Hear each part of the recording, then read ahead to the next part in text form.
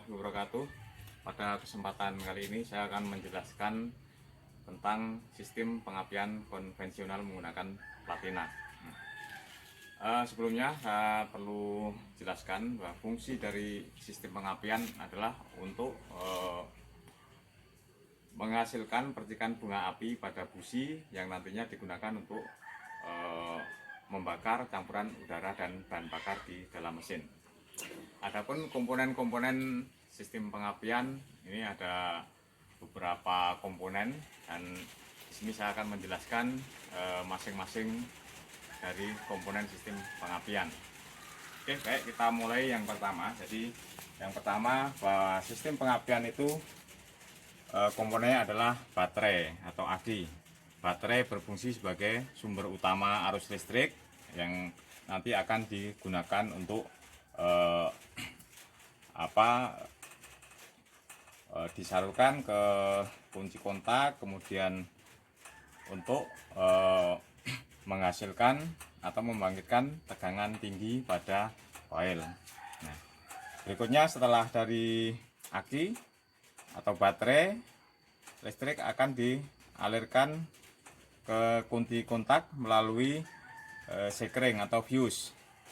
Nah, setelah dari kunci kontak, itu kunci kontak fungsinya hanya untuk memutus dan menghubungkan arus listrik. Setelah dari kunci kontak, listrik akan mengalir menuju ke platina. Nah, platina itu ada di dalam distributor ini. Di sini ada platina.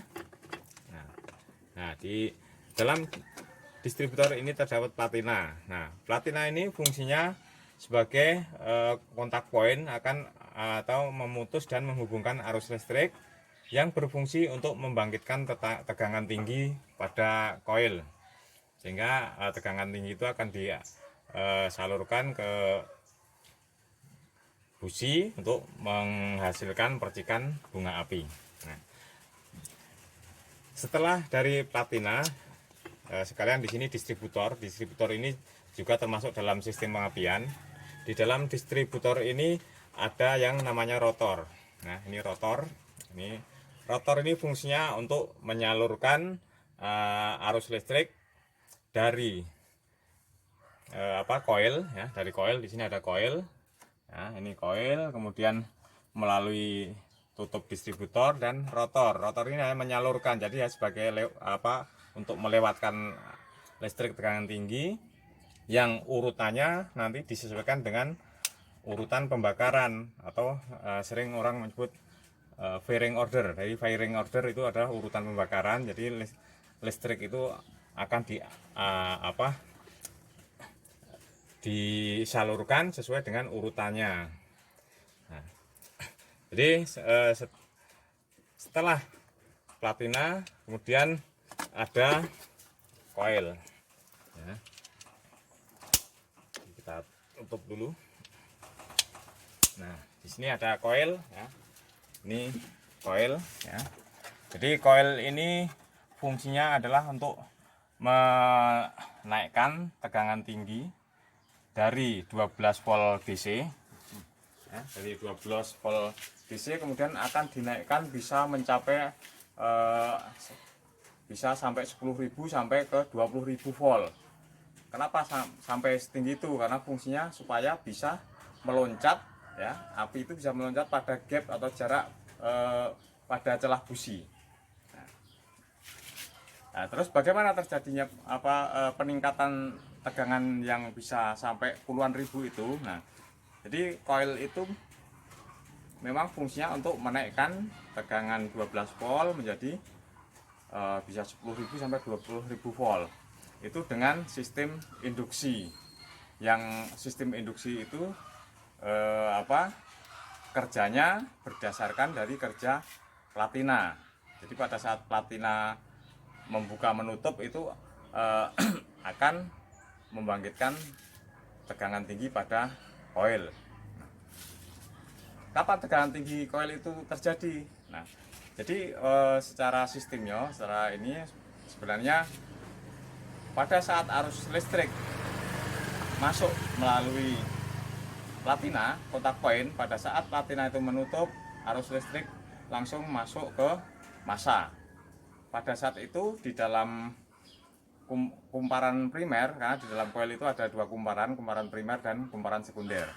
Nah, kumparan primer pada saat dilewati arus listrik akan terjadi medan magnet. Nah, pada langkah berikutnya pada kontak poin atau platina itu membuka, nah, di situ akan terputus arus listrik, terputus sehingga kemagnetan tadi akan hilang sesaat. Nah, pada saat terjadinya hilangnya kemagnetan sesaat itulah terjadi yang namanya induksi. Nah, tegangan induksi itu akan menaikkan tegangan sehingga menjadi tegangan yang sangat tinggi yang nanti akan bisa menimbulkan bunga api listrik pada busi. Nah, itu sebenarnya fungsi dari koil. Dan setelah dari koil akan disalurkan lagi ke distributor. Yang tadi di dalamnya ada platina, jadi distributor ini ada platina, kemudian ada rotor, di sini juga ada tutup distributor. Ini fungsinya semua hanya untuk meneruskan aliran listrik dari koil, ya, listrik tegangan tinggi dari koil menuju ke busi, ya. Di sini ada busi, ya, jadi nanti masuk ke busi dan urutannya sesuai dengan firing order, sesuai dengan urutan pengapian. Jadi urutan pengapian tidak seperti urutan kita berjalan, urutan dari depan ke belakang 1, 2, 3, 4. Tapi firing order itu sudah didesain dari pabriknya, itu sudah ada aturannya. Kalau untuk mobil ini adalah 1, 3, 4, 2. Jadi urutan pertama 1 ini, ya, setelah terjadi di pembakaran nomor 1, silinder nomor 1, kemudian akan dilanjutkan ke silinder nomor 3, silinder nomor 4, dan silinder nomor 2. Nah, jadi seperti itu urutannya. Jadi kalau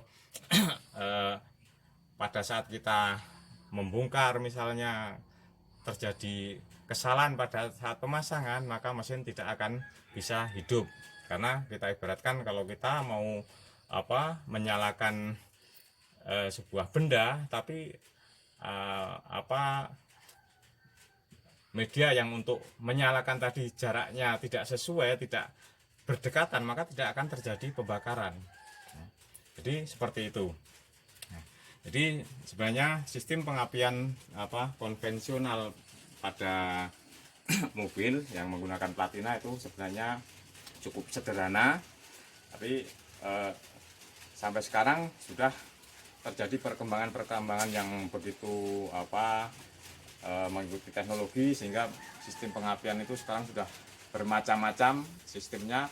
Ada yang menggunakan semi CDI, kemudian sudah ada yang juga menggunakan CDI, dan itu nanti akan kita jelaskan pada materi yang berikutnya di lain waktu. Nah, mungkin itu saja dulu untuk penjelasan kali ini untuk masalah sistem pengapian konvensional menggunakan platina. Nanti kita akan ketemu lagi untuk materi-materi berikutnya tentang sistem kelistrikan. Oke, saya kira itu saja dulu. Saya akhiri. Assalamualaikum warahmatullahi wabarakatuh.